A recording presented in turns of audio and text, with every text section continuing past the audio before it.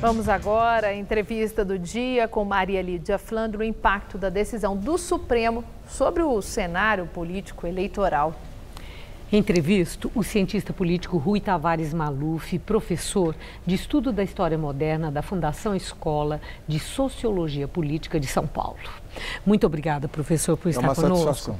Bom, professor, nossa reportagem acaba de mostrar que a Avenida Paulista tem muita gente na manifestação de hoje e esses protestos que estavam agendados em várias cidades do país, inclusive em cidades fora do Brasil, de olho na decisão do Supremo amanhã sobre o habeas corpus de Lula. Temos aí um indicador que o clamor das ruas está de volta, que a sociedade está dizendo que está atenta e disposta a reagir politicamente? Creio que sim. Me parece que esse é um indicador ou um indício muito importante do que nós estamos verificando, independentemente do número de pessoas que afluam agora, seja para a Avenida Paulista, Avenida Atlântica no Rio de Janeiro, Posto 5 e outros lugares do Brasil. Creio que é uma volta às ruas. E isso é importante porque marca, de uma certa maneira, não apenas um posicionamento em relação a essa decisão de amanhã, mas a abertura oficial da campanha presidencial. E dá para avaliar o quanto o julgamento do habeas corpus de Lula pode definir o cenário eleitoral de amanhã para frente? Embora isso não dependa apenas dessa decisão de amanhã, imaginando, por exemplo, que ele obtenha esse habeas corpus, aí fica a pergunta: ele escapará da lei da ficha limpa? Né? Essa é uma pendência ou uma segunda pendência que haverá. E isso não pode demorar, porque seria muito ruim para o país que nessa eleição, nessa competição que será tão difícil, nós tivéssemos uma dúvida sobre esse desfecho.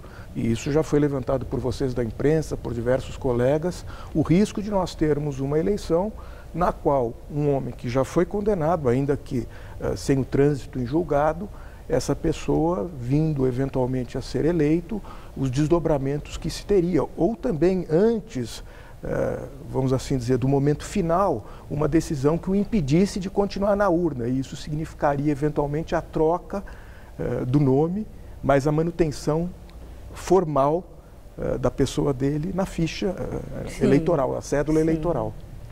É uma grande incógnita. E nesse sentido, né, do cenário eleitoral, que parece imerso em águas turvas, né, quando se olha para o futuro, o que pode acontecer em função dessas decisões que não são tão claras ainda.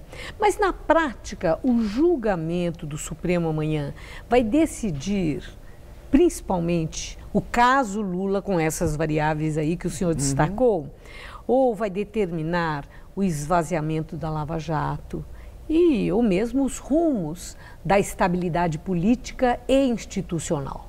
Eu tenho para mim, independentemente de alguma mecânica interna e jurídica que me escape, que é muito difícil, rigorosamente falando, o esvaziamento, seja de Operação Lava Jato e dessas outras operações anexas. Acha improvável? Eu acho improvável, porque nós chegamos num ponto que, por mais que a gente até possa se sentir farto com tudo isso, nós sabemos que o que está sendo feito é importante para o país. O Supremo está em julgamento também? De certa forma, sim. Está sob julgamento? Eu acredito que sim, pelo que os manifestantes de um lado e de outro têm efetivamente se manifestado sobre a posição do Supremo.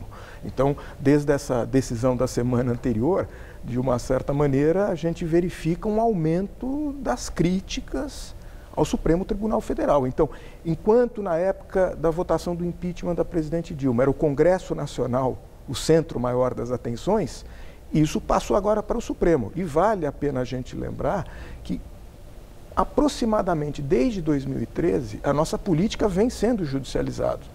Seja ou não justificável isso, seja por omissão de decisões do... E a justiça politizada? O inverso é verdadeiro? Eu quero acreditar que não, sobretudo nas instâncias inferiores, pelos próprios mecanismos existentes de concurso público, de acesso à carreira, que, pelo menos tal como nós interpretamos a dimensão da política, isso praticamente não existe, o que não quer dizer que os juízes não tenham eventualmente suas preferências. Mas em termos de preferências, né, tem havendo muita crítica sobre a atuação dos ministros, principalmente do Supremo Tribunal Federal, no sentido de que eles estariam tomando decisões muito mais por suas opções pessoais políticas do que propriamente pelo seu douto saber aplicado à ciência do direito, na função que lhes cabe de guardião da Constituição. Eu acredito que no caso do Supremo a gente não tenha como não enxergar isso. Eu acho que há um espaço razoavelmente discricionário nessas decisões e nós temos visto, até com base em análises fortes de quem detém o conhecimento jurídico, que muitas vezes as decisões são muito contraditórias e nessas contradições afloram esse espaço de discricionariedade, muitas vezes, não sei se pouco fundamentado, obviamente, na nossa Constituição e na legislação, mas deixando margem a dúvidas e espaços para esses tipos de crítica. Mas, numa sociedade democrática, mesmo que tudo ocorra como a gente espera que deva ocorrer, ainda assim, convenhamos, quando a coisa é muito acalorada, muito tensa, o lado perdedor nunca vai aceitar e sempre vai acusar. De uma certa maneira, o Supremo se meteu numa enrascada.